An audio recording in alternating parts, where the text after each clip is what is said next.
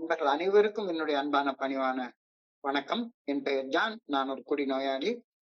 எல்லாம் வல்ல இறைவனோட அருளாலையும் தோழமையில் இணைந்து செயல்படுவதால் நான் பெற்றுக்கொள்ளக்கூடிய அனுபவம் தெம்பு நம்பிக்கையாலையும் இன்னைக்கு ஒரே ஒரு நாள் நான் குடிக்கல, தெளிவா மன நிறைவா அமைதியா வாழ என்னாலான எல்லா முயற்சிகளையும் செய்து கொண்டிருக்கின்றேன்.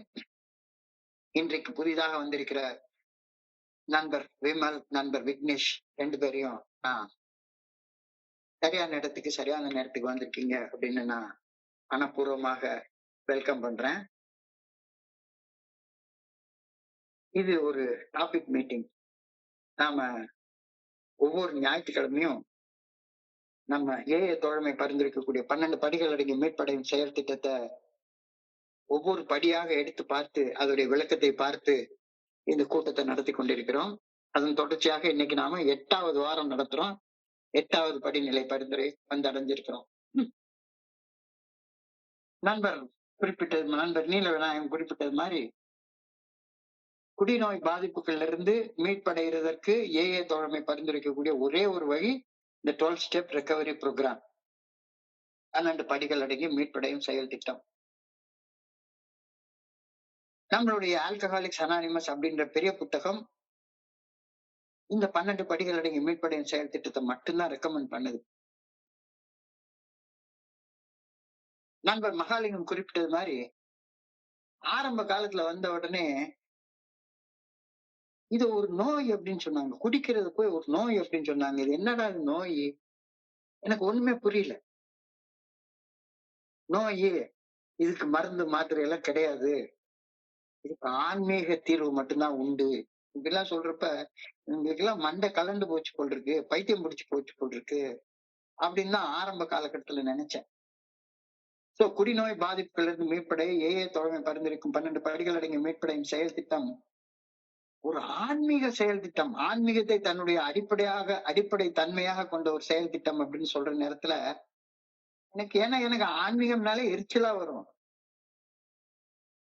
ஆன்மீகம்னாலே ஊரை ஏமாத்துறவன் தான் ஆன்மீகவாதி அப்படின்னு நான் நினைச்சிட்டு இருந்த ஆளு. ஏன்னா நான் என்னுடைய மதத்துல பார்த்த அளவுல அந்த ஆன்மீக பாதிரியார்கள் அப்படின்னு பாக்குற எல்லாருமே உள்ள ஒரு வேலையும் வெளியே ஒரு வேலையும் செஞ்சிட்டு இருந்தது என்னால தெளிவா பார்க்க முடிஞ்சது. அதனால ஆன்மீகம்னால எனக்கு ஒரு கோபமா வரும். இங்க என்னடான்னா 12 படிகள் அடங்கிய மீட்படையும் செயல் திட்டம் ஆன்மீகத்தை அடிப்படையாக கொண்டது.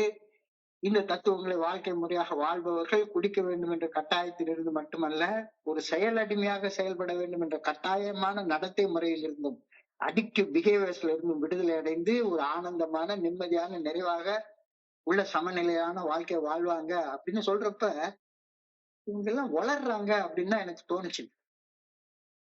ஏன்னா ஆன்மீகம்னாலே கூட்டம் சேர்க்கிற ஒரு இடம் தானே. ஏன்னா எந்த இடத்துக்கு கூட்டம் அப்படியே சாரையாக மக்கள் வர்றாங்களோ அங்க ஆன்மீகத்துல செலுத்தி இருக்கு, சக்தி வாய்ந்த சாமி இது அப்படின்னு சொல்றதெல்லாம் எனக்கு ஒத்துக்கொள்ளாத ஒண்ணு. ஆனா இங்க சொல்றப்ப அதுவும் ஏஐயோடைய அந்த 12 படிகள் 12 கோட்பாடுகள் புத்தகத்தை எடுத்து படிக்கிற நேரத்துல the 12 step recovery program suggested in the fellowship of Alcoholics Anonymous is of spiritual nature. If it is practiced as a way of life, it can not only expel the compulsion to drink but also come out of one's addictive behavior. When I do not behave addictively, I am enabled to live a happy, wholesome, relevant, contented life.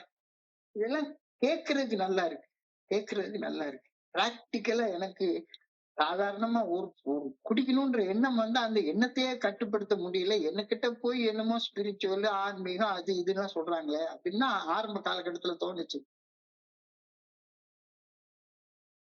இன்னைக்கு 5வது அத்தியாயம் பெரிய புத்தகத்துல உள்ள 5வது அத்தியாயத்தை வாசிக்கிற நேரத்துல அந்த 5வது அத்தியாயத்துல முதல் வார்த்தை இதான் எழுதியிருக்கு. இந்த 12 படிகள் அடங்கிய மீட்படையும் செயல் திட்டத்தை வாழ்க்கையாக வாழ முயற்சி செய்பவர்கள் வாழ்க்கையில் முன்னேற்றம் அடையாமல் தோல்வி மனப்பான்மையில தேக்கமடைந்து நிற்பதற்கு வாய்ப்பே கிடையாது. Rarely have we seen a person fail who has thoroughly followed our path அப்படின்னு எழுதியிருக்காங்க. ஒரு நம்பிக்கை ஊட்டக்கூடிய ஒரு வார்த்தை எழுதியிருக்காங்க. ஆனாலும் பாத்துனா என்ன, இந்த பாதைன்னா என்ன, இந்த பாதையில நம்ம என்ன செய்ய போறோம்? அப்படியே எழுதியிருக்காங்க. அப்படி தேக்கமடைந்து தோத்து போனதாக உணர்ந்து நிற்பவர்கள் இங்கே வந்து ஒண்ணுமே ஆகல. தேக்கமடைந்து தோத்து போனதாக உணர்ந்திருக்கக்கூடிய மனிதர்கள் இந்த எளிமையான செயல் திட்டத்தை புரிந்து கொள்ள முடியாதவர்களோ அல்லது பின்பற்ற விரும்பாதவர்களாகவோ இருப்பார்கள்.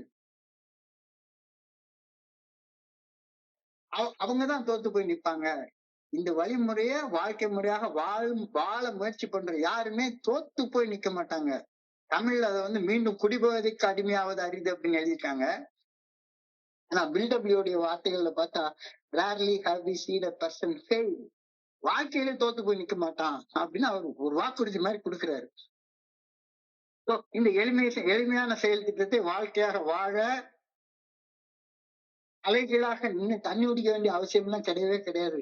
இருக்கிறதுலயே உலகத்திலேயே ஆன்மீக செயல் திட்டங்கள்லயே மிக எளிமையான செயல் திட்டம்னா இது 12 படிகள் அடங்கி மீட்படையும் செயல் திட்டம் மட்டும்தான்றத என்னுடைய அனுபவத்தை நான் புரிஞ்சு கொள்றேன். ஏன்னா நான் எத்தனையோ ஆன்மீக செயல் திட்டங்களை உள்ள போய் பார்த்துட்டேன். விபாசனா மெடிடேஷன் போய் பார்த்திருக்கிறேன், வெள்ளியங்கிரி மலைக்கு போய் பார்த்திருக்கிறேன், அறிவு திருக்கோயில் ஆலியார் போய் பார்த்திருக்கிறேன், சாலக்குடி போயிருக்கிறேன், ஆர்ட் ஆஃப் லிவிங் போயிருக்கிறேன், பிரம்மகுமாரிகள் அமைப்பு போய் பார்த்திருக்கிறேன். எல்லா இடத்துலயும் நல்லதுதான் சொல்லி தராங்க. ஆனா இங்க ஒரு இடம் தான் இருக்கிறதுலே வேற. நான் அறிந்த, அதாவது யாம் அறிந்த மொழிகளிலே தமிழ் மொழி போல் இனிதாவது எங்கும் காணும் அப்படின்னு பாரதியார் சொல்ற மாதிரி எனக்கு தெரிஞ்ச ஆன்மீக செயல் திட்டங்கள்ல எளிமையானது மென்மையானது இந்த ஏஏ செயல் திட்டம் தான் அப்படின்றது தெளிவா. செயல் திட்டத்தை வாழ்க்கையாக வாழ்றதுக்கு நீ தலைகளை தண்ணி குடிக்க வேண்டிய அவசியம் எல்லாம் கிடையவே கிடையாது. நான் இந்த செயல் திட்டத்தை கடைபிடிக்கணும் அப்படின்னு விருப்பப்படணும், ஆசைப்படணும். இந்த ஆசை இல்லாம இந்த எளிமையான செயல் திட்டத்தை வாழ்க்கையாக வாழ்வதற்கு சாத்தியக்கூறுகள் கிடையவே கிடையாது. தயாரிப்பு.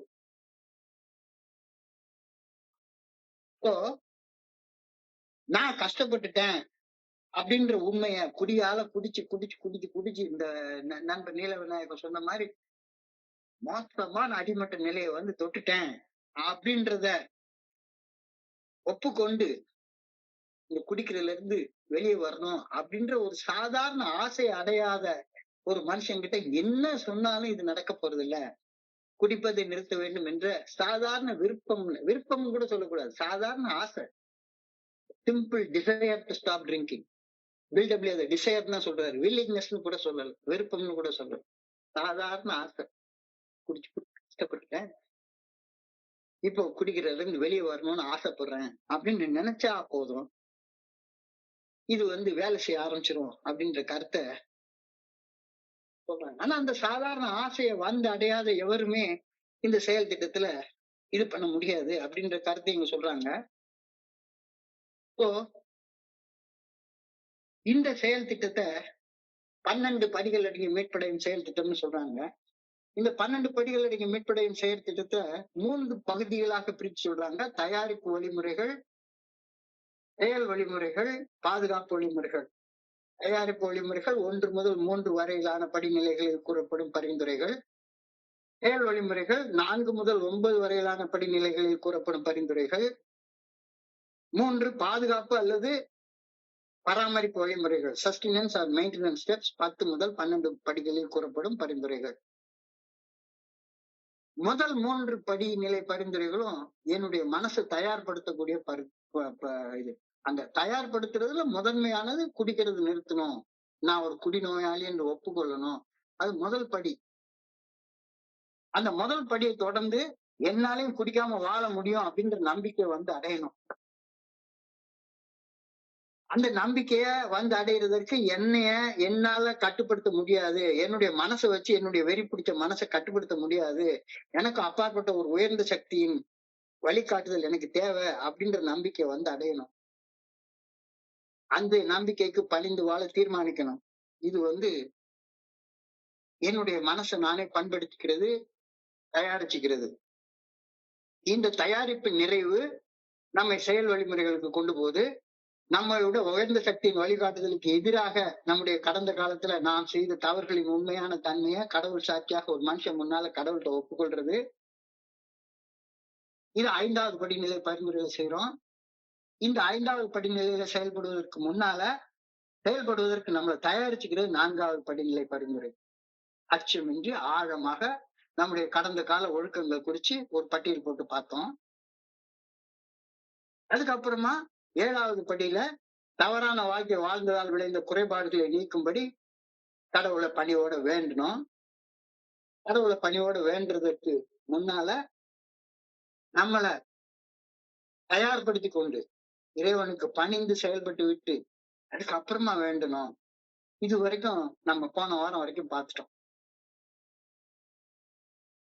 சோ இப்ப இன்னைக்கு பார்க்க போறது அடுத்த செயல், 3வது செயல். இந்த 3வது செயல் நம்முடைய செயல்பாடுகளை திருத்திக் கொள்ள முயற்சி பண்றோம். இதையுமே 8வது படியில நம்முடைய அடுத்தவங்களை காயப்படுத்துற மாதிரி செயல்பட்ட செயல்பாடுகளை திருத்திக் கொள்வதற்கு நம்மளை தயார்படுத்தி கொண்டு அந்த திருத்தங்களை கொண்டு வந்தோம். 8வது படி என்பது 9வது படியில செயல்படுவதற்கான தயாரிப்பு அப்படின்ற கருத்தை நான் புரிந்து கொண்டேன். சோ இந்த 8வது படியை நான் தயாரிப்பு படியாக நான் பார்க்கிறேன். சோ இந்த தயாரிப்பு படியை நான் பார்க்கிற நேரத்துல இந்த தயாரிப்பு படி 8வது படியுடைய வாசகம் என்ன சொல்லுது அப்படின்னு பார்த்தா, we made a list of all persons we had harmed and became willing to make amends to them all. என்னுடைய அடிக்ஷனால, என்னுடைய குடி நோயால உந்தப்பட்டு நான் செய்திருந்த செயல்களால காயப்பட்டிருந்த மனிதர்கள் அனைவரையும் பட்டியலிட்டு பார்க்கிறேன். என்னை சுற்றி வாழக்கூடிய என்னுடைய சக மனிதர்களுக்கு காயம் ஏற்படுத்திய என்னுடைய செயல்களை திருத்திக் கொள்வதற்கு முழு மனதோட என்னை தயார்படுத்திக் கொள்றேன். இதுதான் 8வது படி அப்படின்னு சொல்றாங்க. ஒண்ணுமே சொல்லல. என்னுடைய செயல்கள் அடுத்தவங்களை காயப்படுத்துற மாதிரி இருந்ததுன்னா அந்த செயல்கள் திருத்திக்கிறேன். திருத்திக்கிறத கூட அடுத்த படியில சொல்றாங்க. திருத்திக்கணும்னு ஆசைப்படு, திருத்திக்கணும்னு ஆசைப்படு. மிக மிக எளிமையான பரிந்துரை, மிக மிக எளிமையான பரிந்துரை. கஷ்டமே பட வேண்டாத பரிந்துரை இந்த பரிந்துரை தான். அடுத்தவங்களை என்ன சுத்தி வாழக்கூடிய இந்த சக மனிதர்களை காயப்படுத்துறது போல செயல்படுறத மாத்திக்கிறதுக்காக ஆசைப்படுறோம். அவ்வளவு இந்த பரிந்துரை சொல்றது அவ்வளவுதான். என்னுடைய செயல் என்னை சுத்தி வாழக்கூடிய மனிதர்களை காயப்படுத்துது அப்படின்னா அந்த மாதிரி செயல்படுறத மாத்திக்கணும். மாத்திக்கன்றதே கூட அடுத்த படியில 9வது படியில தான் சொல்றாங்க. மாத்திக்க தயாராக இரு, மாத்திக்க விரும்பு, மாத்திக்க விரும்பு. ஆனா 7வது படிநிலை பரிந்துரைப்படி செயல்பட்டதுக்கு அப்புறமா கூட இறைவன்ட்டு நான் வேண்டிட்டேன், பணியோட வேண்டிட்டேன், என்னுடைய குணக்கோளாறுகளை நீக்குவதற்கு, குறைபாடுகளை நீக்குவதற்கு பணியோட வேண்டிட்டேன். வேண்டினதுக்கு அப்புறமாவும் கூட செல்பிஷ் ஆகும், செல்ஃப் சென்டர்ட் ஆகும், தன்னலத்தோடையும் தன்மணிப்போடையும் செயல்படுறத விட்டு ஆசை அவ்வளவு சுலபமா வரமாட்டேங்குது. அவ்வளவு சுலபமா வரமாட்டேங்குது. நல்லா யோசிச்சு பாக்குறோமே. ஏஎஃப்எல்எஸ் ட்ரெடிஷன் சொல்லுது, கோட்பாடு சொல்லுது, குடிக்கிறது நிறுத்துற சாதாரண ஆசை மட்டும்தான் ஏஏ தோழ மேல இணையறதற்கு ஒரே ஒரு தகுதி. அந்த ஆசை இருக்கா இல்லையான்னு கூட யாருமே சோதிச்சு பார்க்க மாட்டாங்க. இப்ப இந்த தகுதியவே கொஞ்சம் ஆழப்படுத்தி பார்த்தா, நான் ஒரு குடிநோயாளியா பைத்தியக்காரன் போல குடிச்சதுக்கு காரணமாக இருந்த என்னுடைய ஆளுமை கோளாறுகள், பர்சனாலிட்டி டிசார்டர்ஸ், என்னுடைய குணக்கோளாறுகள், டிஃபெக்ட்ஸ் இன் கேரக்டர், என்னுடைய ஷார்ட் கமிங்ஸ், என்னுடைய குறைபாடுகள் ஆகியவை களையப்படுவதற்கு 6வது படியில ஆசைப்பட்டு தயாராகி அதன் பின் அவற்றை நீக்கும்படி கடவுள்கிட்ட 7வது படியில வேண்டுறோம். இப்ப குடிக்கிற செயல் செஞ்சதாலும், ஒரு செயல் அடிமையாக செஞ்ச தப்பையே திரும்ப திரும்ப செஞ்சிட்டு இருந்ததாலும் என்னுடைய சக மனிதர்கள் காயப்படாம இருக்கணும்னு இந்த 8வது படியில ஆசைப்படுறேன். அவ்வளவுதான். நான் செய்யக்கூடிய எந்த ஒரு செயலையும் என்னை சுத்தி இருக்கக்கூடிய என்னுடைய சக மனிதனை காயப்படுத்தக்கூடாது, புண்படுத்தக்கூடாது அப்படின்னு ஆசை மட்டுப்படு, ஆசை மட்டுப்படு. அவ்வளவுதான் இந்த 8வது படியில உள்ள பரிந்துரை. பெருசா நீ ஒரு பெரிய மலை மேல எல்லாம் ஏற வேண்டிய அவசியமே கிடையாது. இந்த இதுல நான் செய்யற செயல் என்னை சுத்தி வாழக்கூடிய என்னுடைய சக மனிதர்களை காயப்படுத்தக்கூடாது, புண்படுத்தக்கூடாது, அவங்களை அளவிடக்கூடாது, வருத்தப்பட வைக்க கூடாது. அதை செய்யறது கூட எப்படி செய்யறதுன்னு அடுத்த படியில பார்க்கலாம். உன்னுடைய செயல் அட்லீஸ்ட் உன் பொண்டாட்டிய வச்சு அளவிடக்கூடாதுன்னு ஆசைப்பட்டியாப்பா, விரும்புறியாப்பா, தயாராக இருக்கிறியான்னு கேக்குறாங்க. அவ்வளவுதான். வேற ஒண்ணுமே பெருசா கிடையாது. நான் என்னுடைய கடந்த காலத்துல செய்த என்னுடைய ஏதோ ஒரு குற்ற உணர்ச்சி மனசுல ஆழமாக பதிஞ்சது போல என்ன எதிர்ச்சுக்கிட்டு இருந்ததோ, அந்த குற்ற உணர்ச்சியில இருந்து விடுபட 4வது படியில அதை பத்தி ஒரு பெரிய பட்டியல் போட்டு அந்த குற்ற உணர்ச்சியில இருந்து விடுபடுறதுக்காக கடவுள் சாட்சியாக ஒரு மனுஷன் முன்னால நான் செய்த தவறுகளின் உண்மையான தன்மையை ஒப்புக்கொண்டு குற்ற உணர்ச்சியில விடுபட்டேன். அதுக்கப்புறமாக எனக்குள்ளார குற்ற உணர்ச்சி உருவாகிறதுக்கு அடிப்படை காரணமாக இருந்தது என்னுடைய ஆளுமை கோளாறுகள், பர்சனாலிட்டி டிசார்டர், குணக்கோளாறுகள், டிஃபெக்ட்ஸ் இன் கேரக்டர், குறைபாடுகள், ஷார்ட் கமிங்ஸ். இதை எங்கிட்ட இருந்து போக நான் ஆசைப்பட்டேன். 6வது படியில இந்த எனக்கிட்ட குறைபாடு இருக்கக்கூடாது, குணக்கோளாறு இருக்கக்கூடாது, பர்சனாலிட்டி டிசார்டர் இருக்கக்கூடாது அப்படின்னு ஆசைப்பட்டு விரும்பி அதற்கு தயார் நிலைக்கு வந்து பணிவு என்ற பண்பை வளர்த்து கொண்டு அந்த குறைபாடுகள் நீங்க 7வது படியில கடவுள்கிட்ட வேண்டினேன். இப்ப 8வது படியை வந்து அடையிறோம். இதுவரை ஸ்பிரிச்சுவல் அவேக்கனிங், ஆன்மீக விழிப்புணர்வு, தன்னுணர்வு பெறுவதை நோக்கி முன்னேறுவதற்கு என்னுடைய உள்ளத்துக்குள்ளார, என்னுடைய மனசுக்குள்ளார இருந்த தடைகளை நீக்க முயற்சி செஞ்சிருக்கேன் 7வது படி வரைக்கும். இப்ப இந்த தடைகள் எனக்குள்ளார மட்டும் இல்ல, எனக்கு வெளியும் இருக்கு. எத்தனை பேர் காயப்படுத்தி வச்சிருக்கேன்.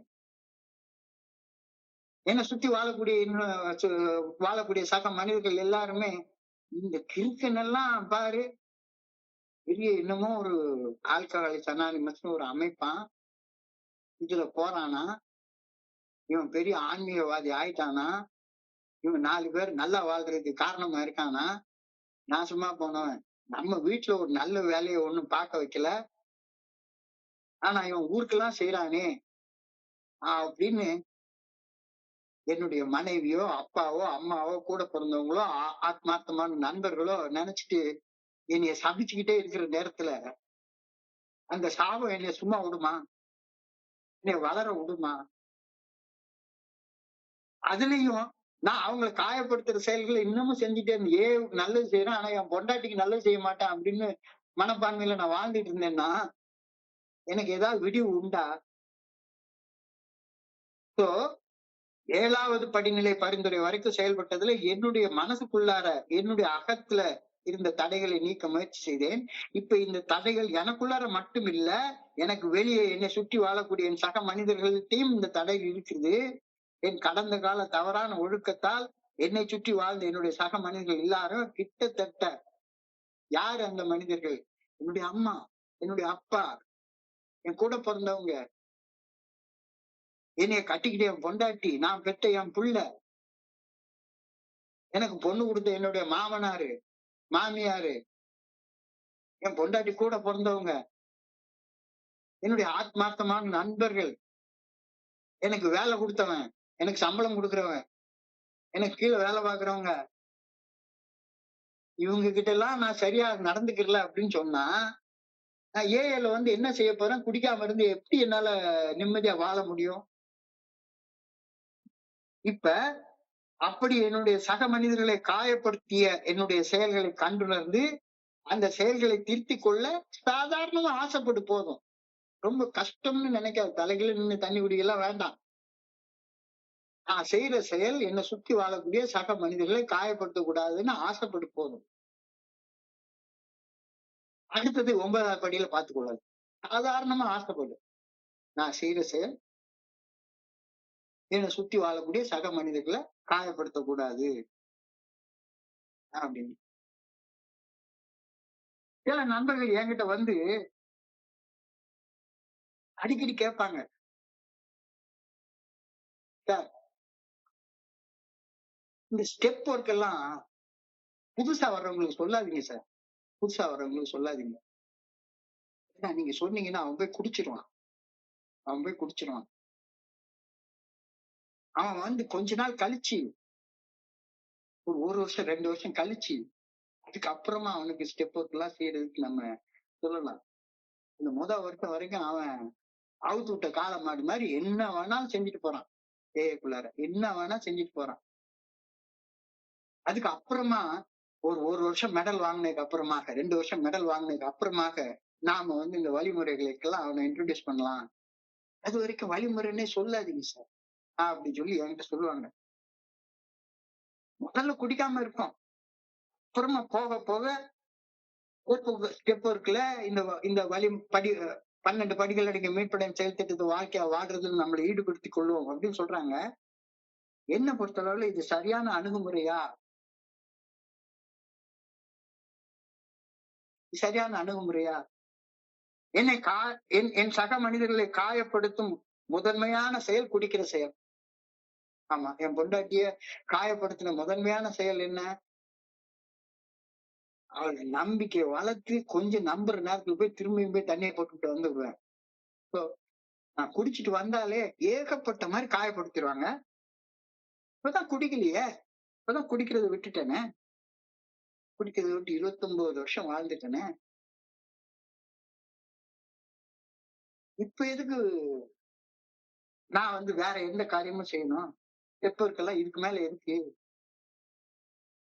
இந்த எண்ணம் எழுவது இயற்கை. எல்லா நண்பர்களுக்கும் நான் குடிக்கிறத மட்டும் நிறுத்திட்டேன்னா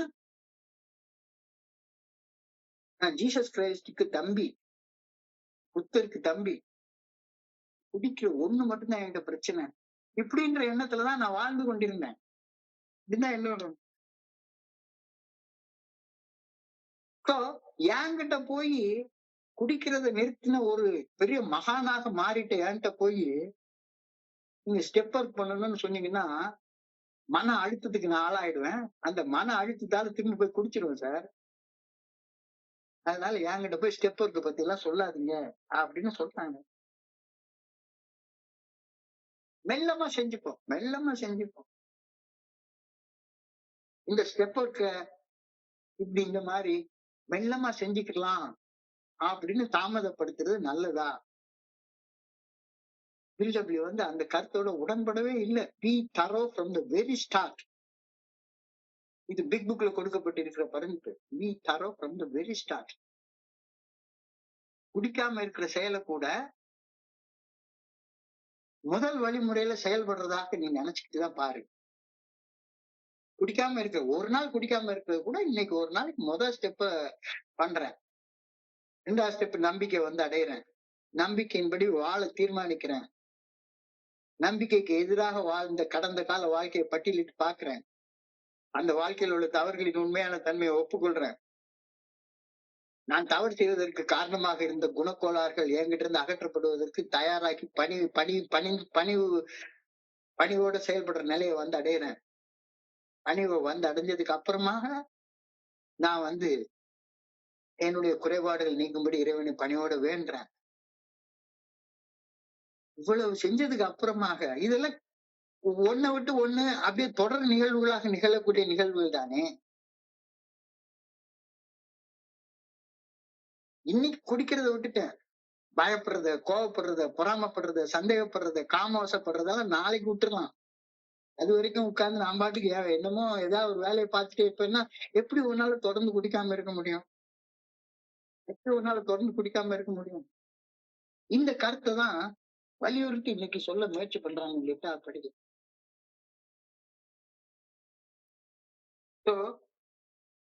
நான் தவறு செய்து வாழ்ந்ததற்கு என்ன காரணம்னு கண்டுபிடிச்சு என்னுடைய குணக்கோளாறு இருக்கு. அந்த குணக்கோளாறுகள் நீக்கப்படுவதற்கு இறைவனை பணியோட வேண்டுறேன். அதெல்லாம் பண்ணியாச்சு. இப்ப மறுபடியும் 7 படிகள் வரை தன்னுணர்வு ஆன்மீக விழிப்புணர்வை பெறுவதை நோக்கி முன்னேறுவதற்கு என்னுடைய மனசுல இருந்த தடைகளை நீக்க முயற்சி பண்ணிட்டேன். இப்ப குடிநோய் நம்மை மட்டுமே காயப்படுத்திய செயல்களை நம்மை செய்ய வைக்கவில்லை. நம்முடைய கடந்த கால தவறான ஒழுக்கத்தால் நம்முடன் சேர்ந்து வாழ்ந்து பெரும்பாலானோர் காயப்பட்டு இருக்காங்க. அப்படி நாம் நம் சக மனிதர்களை காயப்படுத்திய செயல்களை திருத்திக் கொள்ளும் முயற்சிய எப்ப ஆரம்பிக்கணும்? 2 வருஷம் கழிச்சு ஆரம்பிக்கலாம்னு சொல்றதா என்ன? பைத்தியக்காரத்தனமா இல்லது?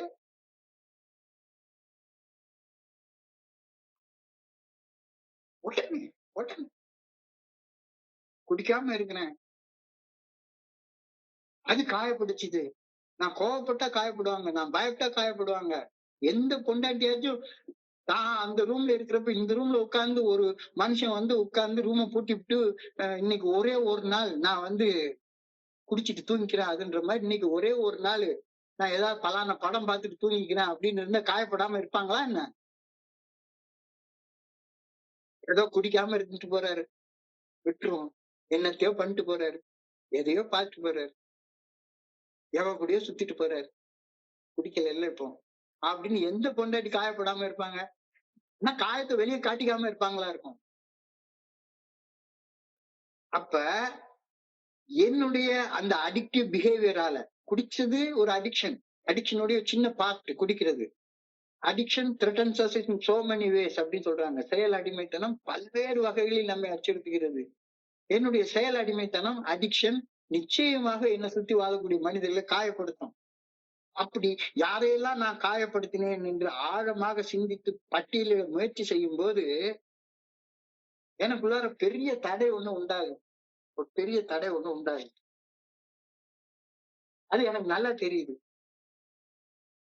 அதாவது நான் என்ன செஞ்சிட்டு இருக்கேன் அப்படின்னா, நான் என்னுடைய சக மனிதர்களுக்கு காயம் ஏற்படுத்தி செய்த தீய செயல்கள், அவங்க செய்த சில செயல்களுக்கு ரியாக்ஷன் தான்.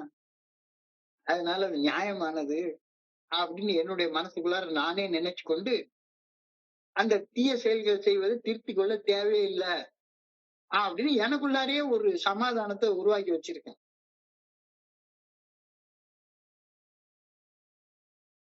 அதனால எனக்கெல்லாம் நான்லாம் யாருக்குமே தீமை எல்லாம் பண்ணவே இல்ல. அவங்க தீமை பண்ணாங்க, நான் ரியாக்ட் பண்ணேன். அவ்வளவுதான். தப்பு அவங்க மேல. நான் இப்ப இதுக்கு என்னுடைய நடைமுறை வாழ்க்கையில இருந்து ஒரு உதாரணத்த சொல்றேன். எந்த கிறுக்க மாரி நான் வாழ்ந்திருக்கேன் அப்படின்னு சொல்லி தெரியும். அதாவது ஒரு நாளைக்கு வந்து குடிச்சிட்டு இருந்த குடிச்சிட்டு இருந்த ஒரு நாட்கள்ல என்னுடைய மனைவி வந்து ஒரு காலேஜ்ல புரொஃபஸரா வேலை பார்க்குறாங்க. அவங்க அடுத்த நாள் யுனிவர்சிட்டி எக்ஸாமினேஷனுக்கு சீஃப் இன்விஜிலேட்டரா அவங்கள போட்டிருக்காங்க. அவங்க அவங்க அவங்க பேர்ல தான் மெட்ராஸ் யூனிவர்சிட்டில இருந்து exam paper, answer paper, question பேப்பர்லாம் வரும். சீல்டு கவர்ல கையெழுத்து போட்டு வாங்கி அதை உடைச்சு எக்ஸாம் கண்டக்ட் பண்ணி மறுபடியும் எல்லா பேப்பரையும் எண்ணி அடுக்கி நம்பர் போட்டு மறுபடியும் சீல் பண்ணி கவர் அனுப்பி யூனிவர்சிட்டிக்கு அனுப்பி வைக்க வேண்டியது அவங்களுடைய வேலை. அந்த வேலையை செய்யறதுக்கு அவங்க அடுத்த நாள் காலையில அவங்க 10 மணிக்கு எக்ஸாம்னா ஆபீஸுக்கு அவங்க 8 மணிக்கே இருக்கணும். ஏன்னா எல்லா கொஸ்டின் பேப்பர்ஸ் எல்லாம் வாங்கி பண்ணணும். படுத்து தூங்க விடுறவங்கள தூங்க விடாம என்கிட்ட 10 ரூபா இருக்கமா, அப்ப அந்த காலத்துல 15 ரூபா இருந்தா ஒரு குவார்டர் பாட்டில் குடிச்சிடலாம். எனக்கு 10 ரூபா இருக்குமா, ஒரு 5 ரூபா கொடு, 5 ரூபா கொடு, 5 ரூபா கொடு அப்படின்னு சொல்லி கெஞ்சுறேன். அவங்க அதை கண்டுக்கிற மாதிரியே தெரியல. ஒரு பர்டிகுலர் ஸ்டேஜ்ல வந்து எனக்கு என்னுடைய குடி வெறியால தாங்க முடியாம நச்சரிக்கிறது போக, அவன் நாளைக்கு எக்ஸாம் இருக்கியா, ஆளை விட்டு தூங்கணும், தூங்கிட்டு நான் எனக்கு எவ்வளவு பெரிய வேலை இருக்கு, போறதுக்கே 10 ரூபா இருக்குது, அதுல ஒரு 5 ரூபாய் நீ தூக்கிட்டு போயிட்டேன்னா எனக்கு என்ன ஆகுறது? நான் ட்ரெயின்ல இங்க சைதாப்பேட்டையில இருந்து சென்ட்ரல் போய், சென்ட்ரல்ல இருந்து இன்னொரு பஸ் பிடிச்சு ட்ரெயின் பிடிச்சு ஆவடிக்கு போய், ஆவடியில இருந்து 1 கிலோமீட்டர் நடந்து போனேன் நானு. தூங்க விடு அப்படின்னு சொல்லி கேக்குறாங்க. நான் நச்சரிச்சுக்கிட்டே இருக்கிறேன். வெறும் 5 ரூபாய்க்காக. வெறும் 5 ரூபாய்க்காக. ஒரு பர்ட்டிகுலர் ஸ்டேஜ்ல பொறுமை இழந்து பலார்னு மூஞ்சில ஒரு குத்து குத்திட்டேன். மூக்குல இருந்து ரத்தம் வர ஆரம்பிச்சிருச்சு. அடுத்த நாள் காலையில அவங்களுக்கு அவ்வளவு பெரிய முக்கியமான வேலை இருக்குது. தூங்க விடாம இவ்வளவு நச்சரிச்சுட்டு இருக்கேன். பரிதாபமா பார்த்துட்டு கடைசியில அந்த 10 ரூபா வச்சிருந்தாங்க. அதுல ஒரு 5 ரூபாய் தூக்கி என் கையில குடுத்தாங்க. போயி அந்த 5 ரூபா வாங்கின உடனே நான் சொன்ன செயல் என்ன, சொன்ன வார்த்தை என்ன தெரியுமா? இத ஒரு 10 நிமிஷத்துக்கு முன்னாலேயே குடுத்திருந்தேன்னா அடி வாங்கினது மிச்சமா இருந்திருக்கும்ல. அடிச்சிருக்க மாட்டேன்ல. சோ குடுக்காம இருந்த உன்னுடைய செயல் தான் தப்பு. நான் புருஷன், நான் கேட்கிறேன், நீ குடுக்கணும். அது உன் கடமை. குடுக்காம இருந்ததுனாலதான் நான் உன்னை அடிக்க வேண்டி வந்தது. சோ தப்பு யார் மேல? உன் மேல. என் மேல தப்பு கிடையாது. நான் அடிச்ச செயலை செஞ்சது நீ செஞ்ச தப்புக்கு நான் கொடுத்த தண்டனை. அதனால என் மேல தப்பு கிடையாது. என் மேல தப்பு கிடையாது. ஒரு தடவைலாம் உண்மையிலே இதே மாரி இன்னொரு தடவ இதே மாரி தான் சொன்னேன். எனக்கு வந்து ஒரு பெரிய அரியர்ஸ் பணத்த என்னுடைய மனைவி எடுத்து மறைச்சு வச்சுட்டாங்க. அவங்க அத வச்சு ஏதாச்சும் ஒரு லேண்ட் வாங்கலாம், வைக்கலாம், போலாம் அப்படின்ற லெவலுக்கு எனக்கு அவ்ளோ பெரிய பணம் ஒரு தடவ வந்துச்சு. அதாவது ஒரு இடம் வாங்குற அளவுக்குள்ள ஒரு அரியர்ஸ் பணம் எனக்கு வந்துச்சுது. அந்த பணத்த வச்சு நான் புடிச்சு அழிக்கலாம்னு நெனச்சுட்டு இருந்தேன். அத அவங்க மறைச்சு வச்சு ஏதாவது ஒண்ணு பண்ணலாம்னு நெனச்சுட்டு இருக்காங்க. அந்த பணத்த எடுத்து வச்சது எனக்கு தெரிய வந்ததுக்கு அப்புறமாக, வெறி புடிச்ச மனுஷன் மாரி எல்லா வகையான மோசமான செயலை செஞ்சேன். அப்போ கடைசியில என்னுடைய அட்டூழியம் தாங்க முடியாம அந்த பணத்த கொண்டாந்து மூஞ்சில கொண்டாந்து அடிச்சாங்க. உடனே வாங்கிட்டு சொன்னேன் நான் வந்து, "இத கொஞ்ச நேரத்துக்கு முன்னால சொல்லியிருந்தேன்னா, நான் ஒரு கிறுக்க மாரி பிஹேவ் பண்ணியிருக்க மாட்டேன்ல. தப்பு உன் மேல தான். தப்பு உன் மேல தான். என் மேல கிடையாது. என் மேல கிடையாது." இதுதான் என்னுடைய மனநிலைமையாக இருக்குது. இந்த மனநிலைமைய தான் இந்த 8வது படியில எனக்கு வெளிச்சம் போட்டு காட்டுறாங்க. நான் என் சக மனிதர்கள் காயம் ஏற்படுத்தி செய்த தீய செயல்கள் நியாயமானவை என்று மனதிற்குள் நினைத்துக் கொண்டு, அத்தகைய தீய செயல்கள் செய்வதை திருத்திக் கொள்ள தேவையே இல்ல. நான் கோவப்படலைன்னா, என்னைய மனுஷனாவே எவனும் மதிக்க மாட்டான். நான் காம வசத்தோட உட்கார்ந்து ரூம பூட்டி போட்டுட்டு ஒரு போன் பிக்சர் பார்க்கலன்னா, என்னைய ஆம்பளையாவே எவனும் நினைக்க மாட்டான். அதெல்லாம் திருத்திக் கொள்ள வேண்டிய தேவையே கிடையாது. இப்படின்னு இந்த வழிமுறை வந்து அடையிற வரைக்கும் நான் நினைச்சுக்கிட்டே இருந்தேன். இந்த கருத்தை இந்த படிநிலை பரிந்துரை தகர்த்தெறிஞ்சு தெரிகின்றது அப்படின்னு சொல்லி சொல்றாரு. ஸ்மாஷ். அப்ப இத செய்யறதுக்கு 2 வருஷம் கழிச்சு செய்யலாமா? முதல்ல குடிக்காம இரு. என்ன வேணா செஞ்சுக்கிட்டே இரு. அதுக்கு அப்புறமா மனுஷங்கள காயப்படுத்துற செயல்கள திருத்திக்கிற வேலைய ஒரு 2 வருஷம், 3 வருஷம் கழிச்சு செய்யலாம் அப்படின்னு சொன்னா, இத விட பைத்தியக்காரத்தனம் என்ன இருக்கு?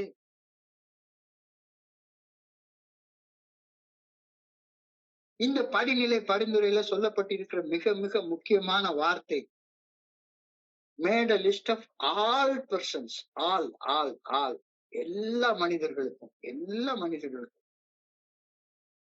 அப்ப இந்த இடத்துல என்ன சொல்லுதுன்னா, என்னுடைய செயலின் தன்மையை மட்டுமே எண்ணி பார்த்து, நான் காயம் ஏற்படுத்திய மனிதர்களின் பட்டியலை தயாரிக்க பரிந்துரை செய்யப்படுகின்றேன். நான் என்ன செஞ்சேன்? நான் என்ன செஞ்சேன்? அவங்க எனக்கு ரூ. 5 குடுக்கல, அல்லது என் பணத்த திருடி வச்சுக்கிட்டாங்க. அதனால எனக்கு வந்து என்னுடைய மேரேஜ் போட்டோ ஆல்பத்த கிழிச்சு தூர எறியவும், என்னுடைய மனைவியுடைய முகூர்த்த பட்டு புடவைய கொளுத்துறதுக்கும் எனக்கு யாரும் எந்த அதிகாரமும் குடுக்கல. அவங்க தப்பாவே செஞ்சிருக்கட்டும். தப்பாவே செஞ்சிருக்கட்டும். இன்னொருத்தர் செய்யற தப்பு, நான் தப்பு செய்ததற்கு எனக்கு கொடுக்கப்படுகிற அனுமதி கிடையாது அப்படின்னு இந்த படிநிலை பரிந்துரை சொல்லுது. அந்த அளவுக்கு உத்தமனா நான் மாறணுமா? அப்படின்ற ஒரு கேள்வி எனக்குள்ளார எழுது. உலகத்துல எல்லா வேலும் அவன் நினைச்ச மாதிரி இருப்பான். நான் மட்டும் உத்தமனா மாறணுமா? இந்த வழிமுறை முழுக்கவுமே ஒன்ன பத்தி மட்டும் தானே சொல்லுது. We stood at the turning point. இந்த வெளி உலகத்துல யார் எப்படி செயல்படுறாங்க அப்படின்னு பார்க்கல. நான் எப்படி செயல்படுறேன்? நான் எப்படி தேக்கம் அடைஞ்சு நிக்கிறேன்? முன்னேறாம எவ்வளவு கீழ் நிலைக்கு நான் போயிட்டு இருக்கேன். எவ்வளவு அடிமட்ட நிலையை நோக்கி போயிட்டு இருக்கேன் அப்படின்னு என்னைய மட்டுமே பார்க்க சொல்லுது. So, எல்லா மனிதர்களையும் அப்படின்ற வார்த்தை ரொம்ப முக்கியமான வார்த்தை. நாம் செயல்களின் தன்மையை மட்டுமே எண்ணி பார்த்து, நாம் காயம் ஏற்படுத்திய மனிதர்களின் பட்டியலை தயாரிக்க பரிந்துரை செய்யப்படுகின்றோம்.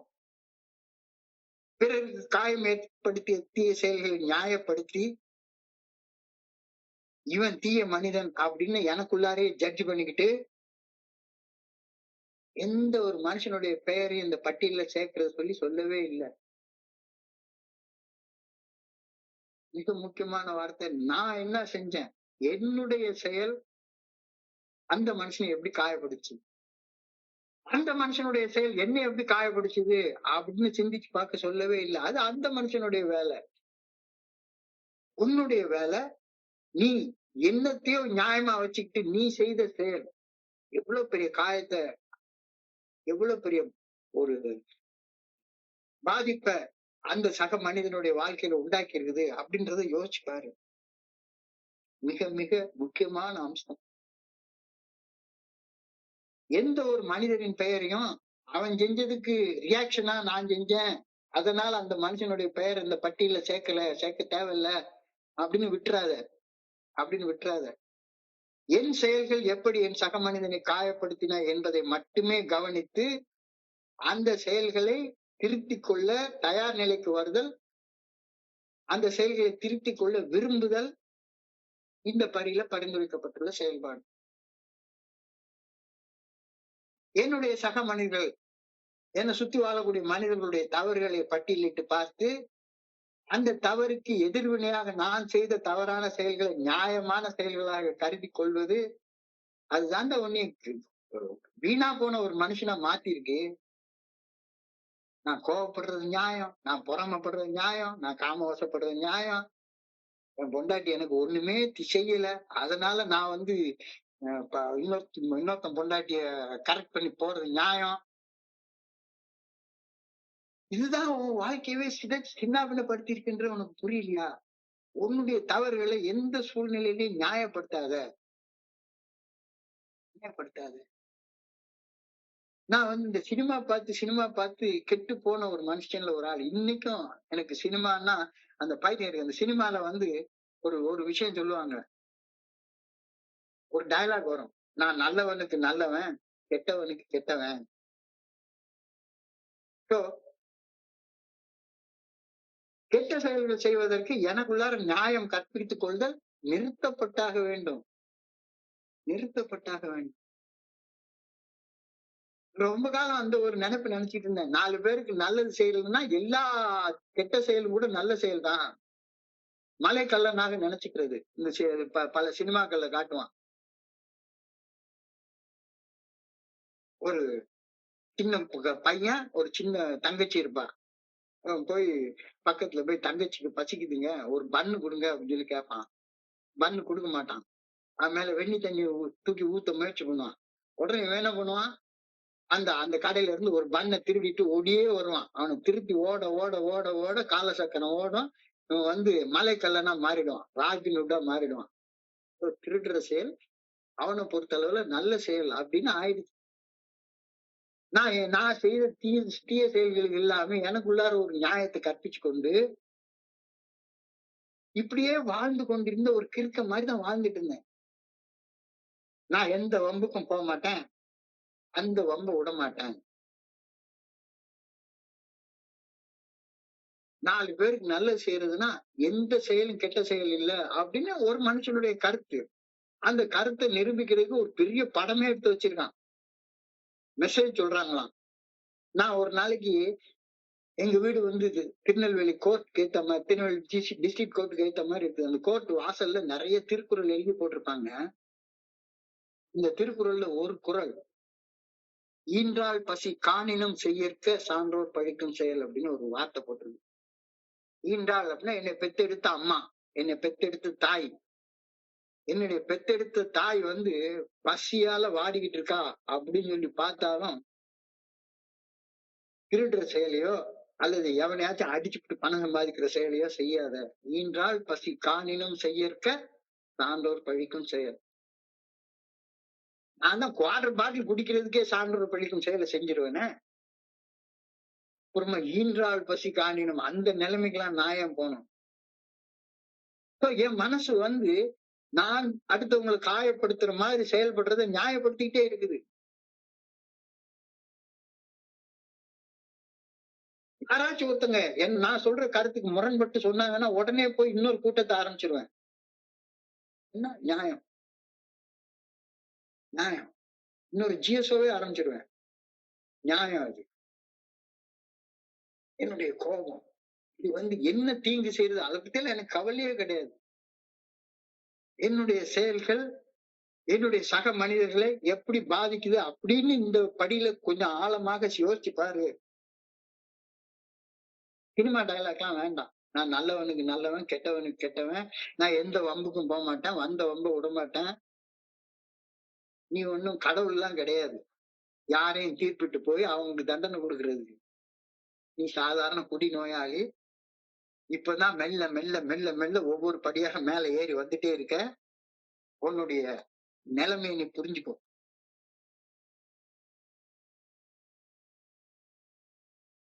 என்னால் காயப்பட்டவர்களை பட்டியலிட்டு பார்த்து அந்த தவறான செயல்களை திருத்திக் கொள்ள தயார் நிலைக்கு வருவது மட்டும்தான் இந்த வழிமுறையின் நோக்கமே அன்றி, பிறரது பட்டியலிட்டு பார்த்து நான் செய்த தவறான நடத்தைகளை நியாயப்படுத்துறது இந்த படியுடைய நோக்கமே கிடையாது. என்கிட்ட என்ன செயல்பாட்டை நான் திருத்திக் கொள்ளணும். அதற்கான ஃப்ரேம் ஆஃப் ரெஃபரன்ஸ் தான், ஒரு குறிப்பு தான் நான் தயாரிக்கக்கூடிய பட்டியல். என்கிட்ட என்னென்ன செயலை நான் திருத்திக் கொள்ளணும். அமெண்ட்மெண்ட் அப்படின்ற வார்த்தை, amendment made a list of all persons we had harmed and became willing to make amends to them all. Amends என்றால் சாதாரண அர்த்தத்தை பார்ப்போமே, அது பரிகாரம் என்பது அமெண்ட்ஸுக்கு அடுத்த கட்ட நிலை. அமெண்ட்ஸ் என்ற திருத்தம், திருத்தம். உதாரணத்துக்கு கவர்மெண்ட்ல இருந்து எனக்கு ஒரு 50 லட்ச ரூபாய் பணம் வர வேண்டியிருக்குன்னு வச்சுக்கோங்க. 50 லட்ச ரூபாய் பணம் வர்றதுக்கு ஒரு கவர்மெண்ட் ஆர்டர் போடுறாங்க, ஒரு ஜியோ போடுறாங்க. அந்த ஜியோ போடுறதுல தப்பாக ஒரு ஜியோ விட்டுட்டாங்கன்னு வைங்களேன். நான் பேங்க்ல கொண்டாந்து கொடுத்து காட்டி கவர்மெண்ட் ஆர்டர் வாங்கிட்டு வந்துட்டேன், எனக்கு 50 லட்ச ரூபாய் கொடுங்க. எங்க சார் 50 லட்ச ரூபாய் போட்டிருக்கு? 5 லட்ச ரூபாய் தானே போட்டிருக்கு. இல்லைங்க, எனக்கு 50 லட்ச ரூபாய் வரணும், அதான் இது அப்படின்னு நான் என்ன சொன்னாலும் ஒரு வார்த்தை என்ன சொல்லுவாங்க, இந்த ஜியோவுக்கு போய் ஒரு அமெண்ட்மெண்ட் வாங்கிட்டு வந்துருங்க, இந்த ஜியோவை திருத்தி வாங்கிட்டு வந்துருங்க, அப்புறம் பணம் தர முடியும் அப்படின்னு தானே சொல்லுவாங்க. அமெண்ட்மெண்ட் என்றால் செயல் திருத்தம். பரிகாரம் என்பது செயலை திருத்தி கொண்டதற்கு அப்புறமாக செய்ய வேண்டிய செயல் தான் பரிகாரம். முதல்ல நீ செய்யற செயல் உன்னை சுத்தி வாழக்கூடிய உன்னுடைய சக மனிதர்களுக்கு என்னென்ன காயங்களை ஏற்படுத்திச்சோ அந்த செயல்களை திருத்திக்கோ. திருத்திக்கிறது கூட 9வது படியில தான். திருத்துறதுக்கு விருப்பப்படு, ஆசைப்படு. அதுக்கு எதிராக நான் திருத்திக் கொள்ள வேண்டிய அவசியம் எல்லாம் கிடையாது. நான் பாரு, குடிக்காம நான் 30 வருஷம் வாழ ஆரம்பிச்சுட்டேன். இனிமே நான் திருத்திக்கிட்டதுக்கு எனக்கு என்ன இருக்கு? நான் பெரிய உத்தமன் ஆயிட்டேன். தலைக்கு பின்னால பாரு ஒரு ஒளிவட்டம் தெரியுது. நான் திருத்திக்கிறதுக்கு என்ன இருக்கு? நான் கெட்டவனுக்கு நல்ல செயல் செய்யறது தப்பு. கெட்டவனை கெட்டவனா தான் ட்ரீட் பண்ணணும். இது என் மனசுக்குள்ளார வச்சிருக்கிற ஒரு பெரிய தப்பு. மறுபடியும் நான் சொல்றேன், அந்த குரல் என்னை அப்படியே திருப்பி போடுற குரல். ஈன்றால் பசி காணினும் செய்யற்க. நீ தப்பு செய்யறதுக்கு எந்த வகையான நியாயத்தையும் கற்பிச்சுக்காத. அந்த எண்ணத்தோட தப்பு செய்யக்கூடாது அப்படின்னு ஆழமாக விரும்பு. நீ தப்பு செய்யறது உன்னுடைய சுத்தி வாழக்கூடிய உன்னுடைய சக மனிதர்களை காயப்படுத்தும்.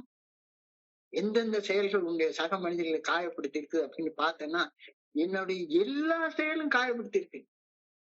குடிக்கிற செயல் மட்டும் இல்ல. பயந்து ஓடி ஒளியிற ஒரு மனுஷனை பார்த்தா பொண்டாட்டி காயப்படாமலா இருப்பாங்க? கோபத்துல எப்ப பார்த்தாலும் கெட்ட வார்த்தையா பேசிட்டு இருக்கிற மனுஷனை பார்த்து பொண்டாட்டியோ, அம்மாவோ, அப்பாவோ, கூட பிறந்தவங்களோ காயப்படாமலா இருப்பாங்க? எத்தனை வகையில எல்லாரையும் நான் காயப்படுத்தியிருக்கேன். என்னால் காயப்பட்டவர்களை பட்டியலிட்டு பார்த்து அந்த தவறான செயல்களை திருத்திக் கொள்ள ஒரு சாதாரண ஆசையை அடையிறது மட்டும்தான் இந்த வழிமுறையின் நோக்கமே அன்றி, அடுத்தவங்களுடைய தவறுகளை பட்டியலிட்டு பார்த்து என்னுடைய தவறான நடத்தைகளை நியாயப்படுத்துவதை நான் கைவிட்டாக வேண்டும். நான் எல்லா நேரத்திலையும் அதைத்தான் செஞ்சுட்டே இருந்தேன். ஏன் ஏன் ஏன் எனக்கு இவ்வளவு எரிச்சல் வருது அப்படின்னு சொல்லி பார்த்தா, நான் நினைக்கிற மாதிரி என்னை சுத்தி வாழக்கூடிய மனிதர்கள் யாருமே இல்ல. நான் நினைக்கிற மாதிரி இல்லாததால எனக்கு எரிச்சல் வருது, கோபம் வருது, பயம் வருது, பொறாமை வருது, சந்தேகம் வருது, எல்லாம் வருது.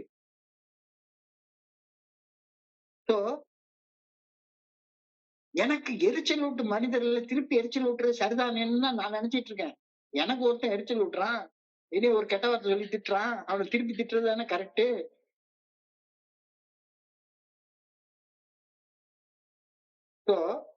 எனக்கு எரிச்சல் மூட்டும் மனிதர்களை நான் எப்படி அன்பு செய்யறது?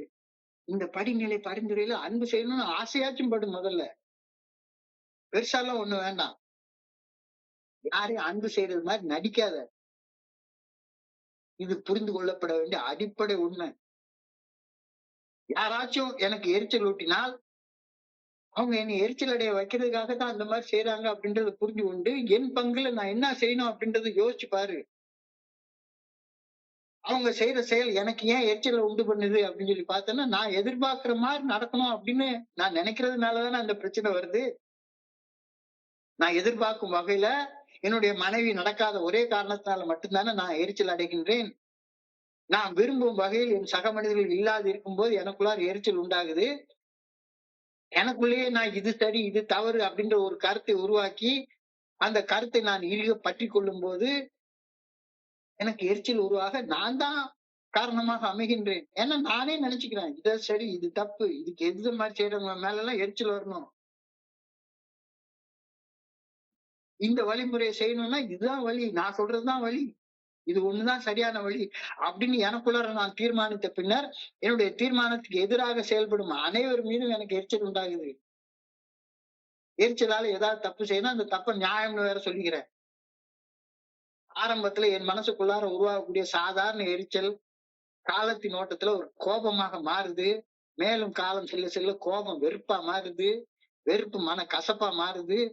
மனக்கசப்பு நாட்பட நாட்பட உள்ள இருக்கிறப்ப, அது வந்து வன்மமாக, பகையாக, பகைவன கொலை செய்ய தூண்டுற அளவுக்கு அதிதீவிர ஒரு மன வெறியாக எனக்குள்ளார மாறுது.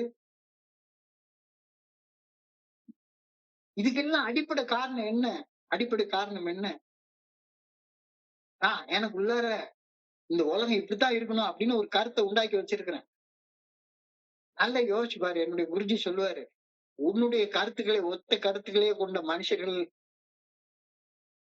அந்த கட்டாய சிந்தனையோட நீ நோக்குறதுனால தானே உனக்குள்ளார இவ்வளவு அதிதீவிர மன வெறி, கொலை செய்யற அளவுக்கு மன வெறி உண்டாகுது. அப்பா உட்கார்ந்து பாக்குற நேரத்துல இவனெல்லாம் விட்டுறவே கூடாது. கொலை பண்ணிடணும், அழிச்சிடணும். அவன் ஜென்மத்தையே வேற அறுத்துடணும் அப்படின்ற அளவுக்கு மன வெறியோட வாழ்ந்து கொண்டிருக்கிறேன். ஆனா இங்க உட்கார்ந்து நான் அடுத்தவங்களுக்கு சர்வீஸ் வேற பண்ணிட்டு உட்கார்ந்துருப்பேன். சரியான இடத்துக்கு சரியான நேரத்துக்கு வந்திருக்கீங்க. தொடர்ந்து வாங்க. நலம் நிச்சயம்ன்ட்டு. எல்லாரும் என்ன போலவே கொலவெறி கொண்ட மனுஷங்களாக இருந்துட்டா, இந்த பூமியில வாழ முடியுமா? வாழ முடியுமா? நிம்மதியா, நிறைவா வாழ முடியுமா? இதுக்கு ஒவ்வொரு மனுஷனும் வாழ்றதுக்கு போராடிக்கிட்டு இருக்காங்க. ஒவ்வொருவரும் யுனிக் பெர்சனாலிட்டீஸ். தனித்தன்மையோட இருக்கிறாங்க. அதனால இந்த உலகமே வாழ்றதுக்கு உகந்த இடமாக இருக்குது. இந்த இந்த பர்ட்டிகுலர் மொமெண்ட்ல என் பக்கத்துல இருக்கக்கூடிய ஒரு மனுஷனை நான் பார்க்கிறேன். இந்த மனுஷன் இறைவனால படைக்கப்பட்ட ஒரு புனிதமான ஒரு மனுஷன். அவர் குடிச்சிட்டு கஷ்டப்பட்டு இருக்கலாம், என்ன பண்ணிருக்கலாம், எதை பண்ணிருக்கலாம். ஆனாலும் கூட அவர் கடவுளால படைக்கப்பட்ட ஒரு தனி மனுஷன். அந்த மனுஷன மாரி இந்த உலகம் முழுக்க தேடினாலும் ஒரு மனுஷனை கண்டுபிடிக்கவே முடியாது. கடந்த காலத்துலயும் வரல. இன்னும் எவ்வளவு ஆண்டுகள் போனா அதே மாதிரி ஒரு மனுஷன் வரவே முடியாது. இந்த உலகத்துல படைக்கப்பட்ட ஒவ்வொரு மனிதர்களும் தனித்தன்மை வாய்ந்தவர்கள். அப்போ தனித்தன்மை வாய்ந்த மனுஷனை காயப்படுத்துறது எந்த வகையில நியாயம்? அப்போ எல்லாரும் யுனிக் பர்சனாலிட்டிஸ், தனித்தன்மை வாய்ந்த மனிதர்கள் என்ற உண்மையை உணரும் போது ஒவ்வொரு மனுஷனும் மதிப்புமிக்க மனிதர்கள் அப்படின்ற உண்மையை எனக்கு தெரிய வருது. அவங்கள போய் காயப்படுத்தலாமா? அப்ப இவ்வளவு தனித்தன்மை வாய்ந்த மனிதர் நான் காயப்படுறதுக்கு காரணமாக அமைஞ்சிட்டாருன்னு நினைக்கிறது எவ்வளவு பைத்தியக்காரத்தனமான எண்ணம். ஒவ்வொரு மனுஷனையும் கடவுளுடைய படைப்பு அப்படின்னு காணக்கூடிய அந்த கண்கள் என்கிட்ட இல்லாததால தானே எனக்கு எரிச்சல் வருது. அவங்கள காயப்படுத்துற செயலை நான் செய்யறேன். பார்வையற்ற குருடனாக நான் வாழ்ந்து கொண்டு இருந்ததுனாலதான் எனக்குள்ளார எரிச்சலும், கோபமும், வெறுப்பும், மனக்கசப்பும், பகையும் உண்டாயிட்டே இருக்குது. என் கண்களை திறந்து இந்த பிரபஞ்சத்தின் அழகையும், ஆர்வமாக அதனுள் இருந்து இயக்கக்கூடிய இறையருள் பேராற்றலின் ஆற்றலையும் காண முடியாத ஒரே காரணத்தினாலதான் நான் கிறுக்க மாதிரி நான் செஞ்சதெல்லாம் சரி, நான் செஞ்சதெல்லாம் சரி, நான் கெட்ட வார்த்தை பேசுறது சரி, நான் ராத்திரி உட்கார்ந்து போன் பிக்சர் பாக்குறது சரி, பெருந்தினி திங்கிறது சரி, அடுத்தவனை அடிக்கிறது சரி, உதைக்கிறது சரி, மனசுக்குள்ள ரெண்டு மாதிரி நினைக்கிறது சரி அப்படின்னு நினைச்சிட்டு இருக்கேன். அழகா என்னுடைய குருஜி சொல்லுவாரு, பார்வையற்ற குருடனுக்கு மட்டும்தான் எரிச்சல் வரும்.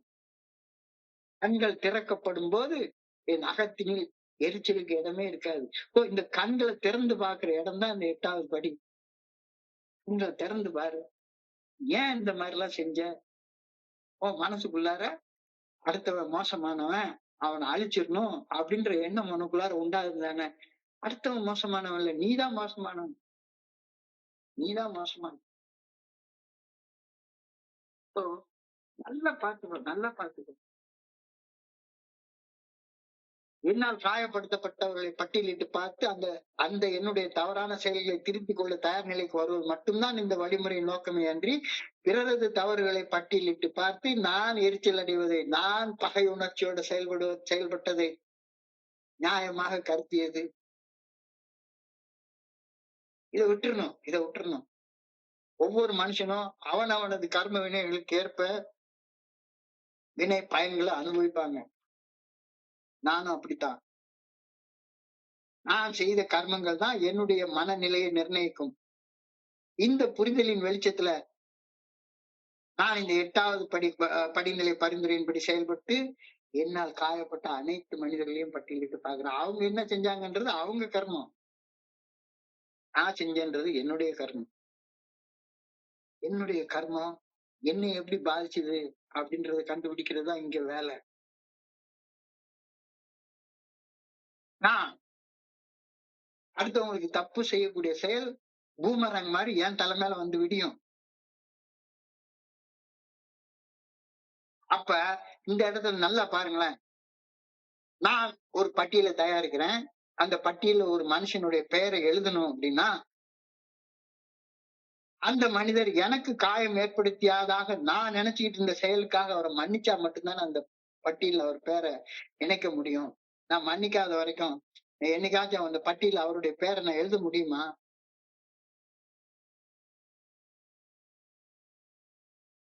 நான் அந்த அவர் மனுஷங்க பேருக்கு எழுதுறதுக்கு முன்னாலே அவர் எனக்கு செஞ்ச ஒரு செயல் தான் ஞாபகத்துக்கு முன்னால வந்து நிக்குது.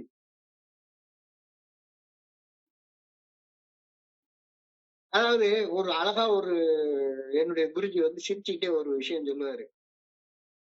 ஒரு வைத்தியர்ட்ட ஒருத்தன் போன உடனே அவர் எனக்கு இந்த பிரச்சனை அப்படின்ன உடனே அவர் வந்து சாதாரண வெறுமனே ஒரு கலர் தண்ணியை தூக்கி கையில கொடுத்து இந்த மருந்து சாப்பிடு. ஆனா இந்த மருந்து சாப்பிடுறப்ப குரங்க மட்டும் நினைக்கப்படாது. குரங்கு நினைச்சா இந்த மருந்து வேலை செய்யாது அப்படின்னு சொல்லி கையில கொடுத்து அனுப்பிச்சிட்டார். வெறும் தண்ணி. அந்த வெறும் தண்ணியை போய் அவன் குடிக்கிறான். வயிற்று அந்த தண்ணியை கையில எடுத்த உடனே, அந்த கலர் தண்ணியை கையில எடுத்த உடனே அவனுக்கு குரங்கு ஞாபகம் தான் வருது. வயிற்று வலி போக மாட்டேங்குது. வைத்தியிட்ட போய் கேட்டோம்னா, நீ குரங்க நினைச்சல அதனால இந்த மருந்து வேலை செய்யல அப்படின்னு. இப்போ இந்த 8வது படிய பண்ற நேரத்துல நீ குரங்க நினைக்கக்கூடாது அப்படின்ற மாதிரி அடுத்தவன் எனக்கு செய்த தப்பு நினைச்சேன்னா இந்த வழிமுறை வேலை செய்யவே செய்யாது. நான் தயாரிக்கும் இந்த பட்டியல்ல என்னை காயப்படுத்திய ஒரு மனிதன் பெயரை இணைப்பதற்கு அந்த மனிதன் எனக்கு செய்ததாக நான் நினைத்து கொண்டிருக்கிற ஒரு காரியம் குரங்க நினைச்சுக்கிட்டே இருக்கேன். வேலை செய்யவே செய்யாது. அவர் எனக்கு செய்ததாக நான் நினைத்துக் கொண்டிருக்கிற கற்பனையில நினைத்துக் கொண்டிருக்கிற ஒரு காரியத்திற்காக, ஒரு கர்மத்திற்காக அவரை நான் மன்னித்தாக வேண்டும். இந்த வழிமுறை அனைத்து மனிதர்களையும் மன்னிக்கும், மன்னிப்பை உள்ளடக்கியது அப்படின்ற கருத்தை சொல்றாங்க.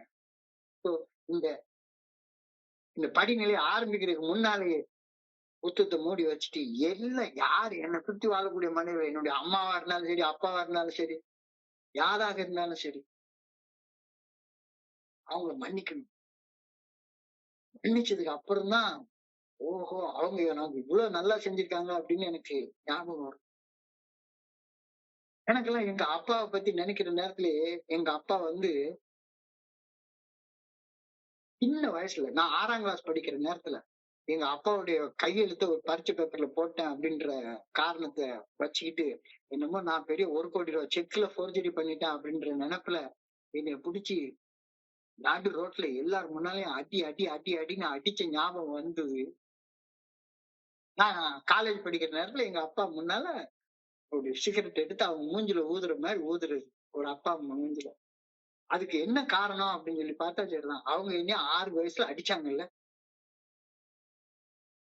அந்த செயலுக்கு பழிக்கு பழி, டிட் ஃபார் டேட், ரிவெஞ்ச். 6 வயசுல எங்க அம்மா கிட்ட, சாரி 6ஆம் கிளாஸ் படிக்கிற நேரத்துல எங்க அம்மா கிட்ட ஸ்கூல்ல வெளியே இருக்கக்கூடிய ஒரு பாட்டி மாங்காய் பத்தை விக்கிறாங்க, ரவ மிட்டாய் விக்கிறாங்க, தேன் மிட்டாய் விக்கிறாங்க. வாங்கிக்கிறதுக்கு ஒரு 10 பைசா குடுங்க அப்படின்னு சொல்லி கேட்டா சரிதான். குடுக்க மாட்டேன் அப்படின்னு சொன்னாங்கன்னா திருடிட்டு ஓடிடுவேன். திருடினது தெரிஞ்ச உடனே இந்த பையன் திருட்டு பயலா மாறுறானேன்னு என்னைய ஒரு தடவ புடிச்சு பயங்கரமா அடிச்சாங்க. அப்ப அதுல ஒரு பலகைய வச்சு என்னைய அடிக்கிறப்ப அந்த பலகையில குத்திருந்த ஆணிய முதுகுல குத்தி உள்ள இருந்து ரத்தமா வந்துருச்சு. உங்க அம்மாலாம் பெத்த அம்மாவா? அப்படின்னு சொல்லி எங்க அம்மா மேல அவ்வளவு ஒரு கோபம் எனக்குள்ளார இருக்கு. ஆனா உலக பிரகாரமாக தாய் இல்லாமல் நான் இல்லை, தானே எவரும் பிறந்ததில்லை அப்படின்னு பெரிய தத்துவ பாடல்லாம் பாடிட்டு அம்மாவை அன்பு செய்யற மாதிரி நடிச்சிட்டு இருப்பேன். ஆனா அம்மாவுக்கு கொஞ்சம் கூட மதிப்பு கிடையாது, மரியாதை கிடையாது. அம்மாவை காயப்படுத்துற மாதிரி எத்தனையோ செயல்கள் நான் செஞ்சிருக்கேன். மனைவியை காயப்படுத்திய செயல்கள், நண்பர்களை காயப்படுத்திய செயல்கள், எல்லா செயல்கள் காயப்படுத்திய செயல்களுக்கு பின்னால ஒரு நியாயம் இருக்கும். நானா கற்பிச்சு வச்சுட்டு இருக்கிற நியாயம் இருக்கும். ஏன்? அவங்க ஏதோ ஒரு தப்பு எனக்கு செஞ்சிருக்காங்க.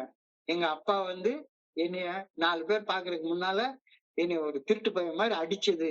என்னை அம்மா ஒரு என்னமோ 10 பைசா திருடினதுக்காக ஒரு பெரிய 10 கோடி ரூபாய் திருடின தண்டனை குடுக்குற மாதிரி குடுத்தது. இதெல்லாம் என்னால மன்னிக்கவே முடியல.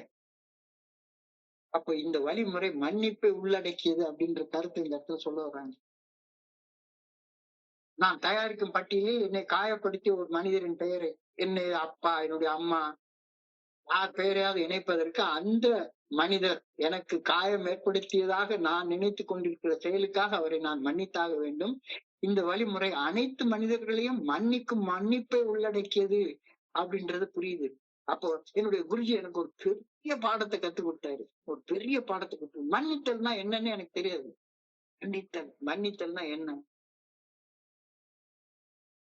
யாரையாச்சும் நினைக்கிறப்ப அந்த நினைவு அந்த மனிதர் மேல எனக்குள்ளார ஒரு கசப்பு, எரிச்சல், வெறுப்பு இருந்ததுன்னா அந்த மனுஷனை நான் மன்னிக்கலைன்னு அர்த்தம்.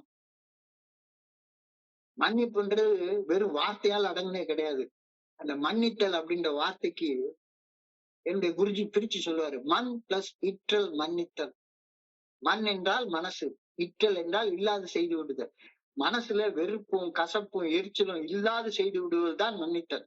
அப்ப என் மனசுல யாராவது ஒரு மனுஷன் மேல எரிச்சலோ, வெறுப்போ, கசப்போ இல்லாம செய்து விட்டு அதுக்கு அப்புறம் தான் அந்த மனுஷனுடைய பேரை நான் அவருக்கு இந்த செயலை செஞ்சேன். அந்த செயலை திருத்திக் கொள்வதற்கு நான் ஆக்ஷன் எடுக்கணும் அப்படின்னு இந்த படியில சொல்லுது. நாம் யாருக்கெல்லாம் தீமை mat a list of all persons we had harmed. அவங்க செய்த தவற பட்டியல் போட சொல்லல. நான் செய்த தவற பட்டியல் போடணும். நான் செய்த தவற பட்டியல் போடணும்னா அவங்க செய்த செயல்களுக்காக அவங்கள மன்னிக்கணும். அவங்க மேல மனக்கசப்போ, எரிச்சலோ இல்லாமல் செய்து விட்டு அந்த மனிதருக்கு நான் செய்த செயலை ஒண்ண பார்த்து இந்த மனுஷன்கிட்ட நான் இதை செஞ்சேன். இந்த மனுஷனுக்கு மட்டுமில்ல, இவரை போல உள்ள எந்த மனுஷனுக்கும் இந்த செயலை நான் செய்யக்கூடாது. நான் செய்யற இந்த செயல் ஒரு மனுஷனை காயப்படுத்துதுன்னா எல்லா மனுஷனையும் காயப்படுத்துதானே செய்யும். ஒரு கெட்ட வார்த்தை போட்டு திட்டுனா ஒரு மனுஷன் மட்டுமா காயப்படுவாங்க? எல்லாரும் காயப்படுவாங்க. சோ என் மனசுல அவன் என்னைய கெட்ட வார்த்தை போட்டு திட்டினா அதனால நான் அவனை கெட்ட வார்த்தை போட்டு திட்டின நியாயம் அப்படின்னு நினைச்சுக்காம மனசுல அந்த மனுஷன் மேல வெறுப்போ, எரிச்சலோ, கசப்போ இல்லாதபடி செய்து விட்டு மன்னிச்சுட்டு அதுக்கப்புறமா அந்த மனுஷனுடைய பெயரை நான் எழுதணும். இந்த வழிமுறையில் தயாரிக்கும் பட்டியலில் நான் ஒவ்வொரு மனிதர் பெயரையும் சேர்க்கும் போது அந்த மனுஷன் மேல எனக்கு வெறுப்போ, மனக்கசப்போ, ரிசன்மெண்டோ இருக்கவே இருக்கக்கூடாது. அதுக்கு அப்புறம் தான் இந்த பேரையே சேர்க்கணும். சோ எவ்வளவு பெரிய வேலையை செய்ய சொல்றாங்க. எவ்வளவு பெரிய வேலையை செய்ய சொல்றாங்க. என்னுடைய செயல்களை திருத்திக் கொள்ளணும் அப்படின்ற ஆசை எனக்கு வந்துச்சுதானா இந்த செயலை நான் செய்வேன். இல்ல என் செயலை திருத்திக் கொள்ள வேண்டிய அவசியமே கிடையாது. நான் வந்து புத்தர் வீட்டுக்கு பக்கத்து வீட்டுக்காரன், புத்தருக்கு தம்பி நானு, எல்லா வகையிலையும் நான் மாறிட்டேன். என்னை மாத்திக்கொள்ள வேண்டிய அவசியம் எல்லாம் எனக்கு கிடையாது. செயல் திருத்தங்கள்லாம் கொண்டு வர வேண்டிய அவசியம் கிடையாது. அமெண்ட்மெண்ட் பண்ண வேண்டிய அவசியம் கிடையாது. என் செயல்கள்ல என்ன திருத்தம் கொள்ள வேண்டியிருக்கு அப்படின்னு நினைச்சேன்னா இந்த படியில நான் எழுதவே முடியாது. எனக்குள்ளார தேங்கி இருக்கும் வெறுப்பையும் மனக்கசப்பையும் வேறறுக்கும் போது மட்டும்தான் பிறருக்கு வெறுப்பையும் மனக்கசப்பையும் ஏற்படுத்தக்கூடிய செயல்களை நான் செய்ததுக்கு அந்த செயல்களை திருத்திக் கொள்ளும் தயார் நிலையை என்னால வந்தடைய முடியும்.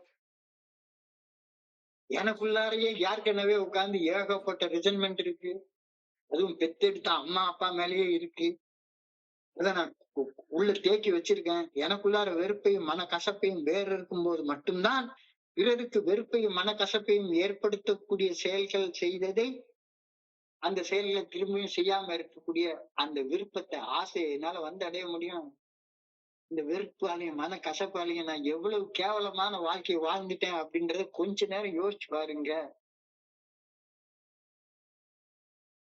என்னுடைய குருஜி சொன்னபடி இந்த 8வது படியில நீ செய்யக்கூடிய செயல் என்னன்னு உனக்கு தெரியுதா? மன்னித்தல்னா என்னன்னாச்சும் புரியுதா உனக்கு? இந்த படிய வர்ற நேரத்துல மன்னித்தல்னா என்னன்னு தெரியுதா? மன் பிளஸ் இற்றல் மன்னித்தல். மன் என்றால் மனசு, இற்றல் என்றால் இல்லாது செய்து விடுதல். மனசுல வெறுப்பும், கசப்பும், எரிச்சலும், பகையும் இல்லாது செய்து விடுவதுதான் மன்னிப்பு. மன்னிச்சதுக்கு அப்புறமாக அந்த மனுஷனுடைய பெயரை எழுதி அவர் செய்த செயல் இல்ல. நீ என்ன செயல் செய்து அவரை காயப்படுத்தினியோ அந்த செயலை அவருக்கோ எவருக்கோ செய்யாம இருக்கிறது தான் இந்த 8 அல்லது 9வது படிநிலையுடைய அடிப்படை அப்படின்றது புரியுது. நான் எவ்வளவோ தப்பு செய்திருக்கேன். மன்னிப்பதால் மட்டுமே மன்னிப்பு பெற முடியும் அப்படின்ற கருத்தோட உடன்படுறேன்னா, என் மனசுல வெறுப்பும் கசப்பும் இல்லாம இருக்கும்போது மட்டும்தான் அடுத்தவங்க மனசுல வெறுப்பும் கசப்பு ஏற்படுத்தக்கூடிய செயல்களை செய்யாம என்னால இருக்க முடியும் அப்படின்ற எளிமையான உண்மையாச்சும் புரியுதா அவனுக்கு? நான் மன்னிப்பு கேட்க வேண்டிய அவசியம் ஏற்படுத்தும் செயல்கள் செய்வதை திருத்திக் கொள்ள ஆசையாச்சும் படுறேன்னா, இல்ல இல்ல அதெல்லாம் தேவையே இல்லை அப்படின்னு சொல்லிட்டு இருந்தேன்னா சரிதான். இந்த சமுதாயம் வந்து கேடுகெட்ட சமுதாயம். இந்த சமுதாயத்துல நான் நல்லபடியா வாழணும்னா நானும் கேடுகெட்டவனா வாழ்ந்தா மட்டும்தான் வாழ முடியும் அப்படின்ற அந்த பழைய கிறுக்கு சித்தாந்தத்தை இன்னமும் புடிச்சிட்டு இருக்கியா? நிறைய நண்பர்கள் சொல்றாங்க பொய் சொல்லலாம் வியாபாரமே பண்ண முடியாது. எல்லாரும் பொய் சொல்லித்தான் அப்ப இது பண்றாங்க அப்படின்னா, பொய் சொன்ன அத்தனை பேரும் அவன் செஞ்ச கர்மத்துக்கு உள்ள வினைய அனுபவிச்சுதானே ஆகணும். உனக்கு தேவையா அப்படின்னு சொல்லி கேக்குறாங்க. இல்ல நான் செய்யறது நியாயம்தான். நீ பொய் சொன்னேன்னா யாரையாச்சும் ஒருத்தர் காயப்படுத்தாம இருக்க முடியாதுல்லப்பா. பொய் சொல்றதை நிறுத்து அப்படின்னு சொல்லி சொன்னாங்கன்னா சரிதான். இல்ல இல்ல இல்ல. நான் செய்யற செயல்கள் நியாயமானது. நான் செய்யற செயல்கள் நியாயமானது. அப்படின்னு எனக்குள்ளார ஒரு செல்ஃப் ஜஸ்டிபிகேஷன், ஒரு சுய நியாயம் கற்பிச்சு கொண்டு அடுத்தவங்களை நான் காயப்படுத்துற மாதிரி செயல்படுறதை நியாயப்படுத்திட்டே இருந்தேன்னா, நான் எப்படி மேல ஏறி போக முடியும்? மேல ஏறி எப்படி போக முடியும்? இந்த கருத்தை வந்து ரொம்ப அழகாக, தெளிவாக சொல்றாங்க. இந்த 8வது வழிமுறைக்கான ஒரு பிரார்த்தனைய அழகா எழுதியிருக்கிறாங்க. அன்பான இறைவா, நான் காயம் ஏற்படுத்திய மனிதர்கள் அனைவரையும் பட்டியலிட்டு பார்க்க எனக்கு உதவுமாறு உண்மை பணிவுடன் வேண்டுகின்றேன். கடவுளுடைய உதவி இல்லாம செய்யவே முடியாது. எத்தனை வகையில நான் காயம் ஏற்படுத்தியிருக்கேன். எல்லா காயத்துக்கும் எனக்குள்ளார ஒரு நியாயம் இருக்கும். ஒரு செல்ஃப் ஜஸ்டிபிகேஷன் இருக்கும். அந்த செல்ஃப் ஜஸ்டிபிகேஷன் எல்லாம் தூர தள்ளி வச்சுட்டு, நான் காயம் ஏற்படுத்திய மனிதர்கள் அனைவரையும் பட்டியலிட்டு பார்க்க எனக்கு உதவுமாறு உண்மை பணிவுடன் வேண்டுகின்றேன். என் தவறான செயல்களுக்கு பொறுப்பேற்று அடுத்தவங்க செய்த தவறான செயல்களுக்கு நான் தப்பு செஞ்சேன் அப்படின்னா பொறுப்பேற்கிறதே கிடையாது. அது டிஸ்கிளைமர். அது பொறுப்பிழப்பு அது. எனக்கு பொறுப்பு கிடையாது. நான் செய்த செயலுக்கு நான் பொறுப்பு கிடையாது. அதுக்கு அவன் தான் பொறுப்பு அப்படின்னு டிஸ்கிளைமர் போட்டா என்ன அர்த்தம் அது? எல்லா சினிமாக்களையும் போடுவாங்க. டிஸ்கிளைமர்னு போடுவாங்க. இது பொறுப்பிழப்பு. நான் பொறுப்பு கிடையாது. அவன் தான் பொறுப்பு அப்படின்னு. இங்கெல்லாம் உனக்கு டிஸ்கிளைமர் எல்லாம் போட முடியாது. என் தவறான செயல்களுக்கு பொறுப்பேற்று அவற்றை திருத்திக் கொள்ளும் தயார் நிலைக்கு நான் வர எனக்கு உதவி அருளும். என்னால் மன்னிக்க முடியாத சிலரை நான் காயப்படுத்தி உள்ளேன். நான் இருக்கேன். அவன் எனக்கு வந்து 100 தப்பு பண்ணிருக்கான். நான் ஒரே ஒரு தப்பு தான் பண்ணேன். அதனால இந்த ஒரு தப்பு நியாயம். அவன் 100 தப்பு பண்ணதுக்கு அவன் பதில் சொல்ல போறான். ஆனா நீ செஞ்ச தப்புக்கு நீல பதில் சொல்ல போற. இப்போ என்னால் மன்னிக்க முடியாத சிலரை நான் காயப்படுத்தி உள்ளேன். அவர்களையும் மன்னித்து இந்த பட்டியலில் சேர்த்துக் கொள்ளும் மனப்பக்குவத்தை எனக்கு அளித்துடுறோம். அதாவது இந்த ஃபெலோஷிப் வந்து என்னை எந்த ஒரு உன்னதமான நிலைக்கு கூட்டிட்டு போகுது அப்படின்றதெல்லாம் இந்த படியில ஒவ்வொன்னா பாக்குறப்ப தெளிவா தெரியுது. நான் செயல்படும் விதத்தில் திருத்தங்கள் கொண்டு வரும் தயார் நிலையை, விருப்பத்தை, ஆசையை நான் பெற்றுக்கொள்ள எனக்கு உதவி வரணும். நான் மாறிக்கிடணும். அதுக்கான விருப்பம் வேணும், ஆசை வேணும். இதுக்கான மனப்பக்குவத்தை எனக்கு கொடுத்துடணும். நன்றி இறைவா. 8வது வழிமுறை பிரார்த்தனை. ரொம்ப அற்புதமான ஒரு பிரார்த்தனை நமக்கு சொல்லித் தரும். நான் காயம் ஏற்படுத்திய மனிதர்கள் அனைவரையும் பட்டியலிட்டு பார்க்க எனக்கு உதவுமாறு உம்மை பணிவுடன் வேண்டுகின்றேன். என் தவறான செயல்களுக்கு பொறுப்பேற்று அவற்றை திருத்திக் கொள்ளும் தயார் நிலைக்கு நான் வர எனக்கு உதவியருளும். என்னால் மன்னிக்க முடியாத சிலரை கூட நான் காயப்படுத்தி உள்ளேன். அவர்களையும் மன்னித்து இந்த பட்டியலில் சேர்த்துக் கொள்ளும் மனப்பக்குவத்தை எனக்கு அளித்தருளும். நான் செயல்படும் விதத்தில் திருத்தங்கள் கொண்டு வரும் தயார் நிலையை நான் பெற்றுக்கொள்ள எனக்கு உதவியருளும். நன்றி இறைவா. மிக மிக மிக அற்புதமான ஒரு வழிமுறையில நடுப்பகுதியில நான் இருக்கேன்றது எனக்கு புரியுது. முதல்ல நீ தப்பு செய்யறதுல இருந்து திருத்திக் கொள்ளணும்னு ஆசைப்பட்டுட்டு அப்புறமா தப்பு செய்யறதை திருத்திக்கோ, அவ்வளவுதான் சொல்றாங்க. இத செய்யறதுக்கு நான் இன்னும் ஒரு 2 வருஷம் காத்துட்டு இருந்தேன் அப்புறம் செய்யறேன் அப்படின்னா என்ன அர்த்தம் அது? வழிமுறைகள்லாம் செய்யணும்னா இதுக்கு முதல்ல ஒரு ஒரு குறைஞ்சபட்சம் ஒரு 25 வருஷம் குடிக்காம இருந்துட்டு அதுக்கப்புறமா வழிமுறை எல்லாம் செய்யலாமா? வேற எப்ப செய்யறது அத?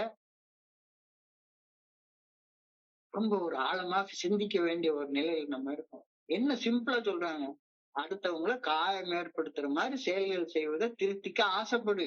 திருத்திக்கன்றது கூட அடுத்தபடியில தான் சொல்றாங்க. திருத்திக்க ஆசைப்படு. உன் மனசை தயார்படுத்திக்கோ. உன் மனசை தயார்படுத்திக்கோ. ஓ, ஒரு அழகான சிந்தனைய சிந்திக்க எனக்கு இந்த குழு இன்னைக்கு உதவி இருக்குது. 8வது படிநிலை பரிந்துரை. அந்த 8வது படிநிலை made a list of all persons we had harmed and became willing to make amends to them all. நாங்கள் காயப்படுத்திய மனிதர்கள் அனைவரையும் பட்டியலிட்டு பார்த்து அதை ஒரு ஃப்ரேம் ஆஃப் ரெஃபரன்ஸா வச்சுக்கொண்டு என்னுடைய எந்தெந்த செயல்களை நான் திருத்திக் கொள்ளணும்னு தெரிஞ்சுக்கிட்டு அதை திருத்திக் கொள்ள விருப்பமும் ஆசையும் தயார் நிலையும் வந்தடைய இந்த படியில நம்ம செய்யறோம். அவ்வளவுதான். ரொம்ப எளிமையான வழிமுறை தான். ரொம்ப எளிமையான வழிமுறை. ஒரு ஃப்ரேம் ஆஃப் ரெஃபரன்ஸ் உண்டாக்கிக்கோ. எந்தெந்த செயல்களை திருத்திக்கணும்ன்றது தெரிஞ்சுக்கோ. அதை திருத்திக்கணும்னு ஆசைப்படு, விருப்பப்படு, தயார் நிலைக்கு வா. அவ்வளவுதான். ரொம்ப அழகான ஒரு பகுதி. இந்த வழிமுறையை பத்தி சிந்திக்கிறப்ப என் மனதை கடன் சென்ற சிந்தனைகளை உங்களோட பகிர்ந்து கொள்ள இந்த நல்ல அற்புதமான வாய்ப்பு உருவாக்கி கொடுத்த குழுவிற்கு என்னுடைய மிக பணிவான நன்றிகளை தெரிவித்துக் கொள்றேன். இதுவரைக்கும் பொறுமையாக கேட்ட ஒவ்வொரு நண்பருக்கும் என்னுடைய பணிவான நன்றிகளை தெரிவித்துக் கொள்றேன். இந்த இரவு பொழுது நண்பர்களுக்கு இனிமையான இரவாக அமைய இறைவன பணியோட வேண்டிக் கொள்கின்றேன். நன்றி நன்றி நன்றி நன்றி நன்றி நன்றி நன்றி. வாழ்க வளமுடன். Thank you thank you thank you so much.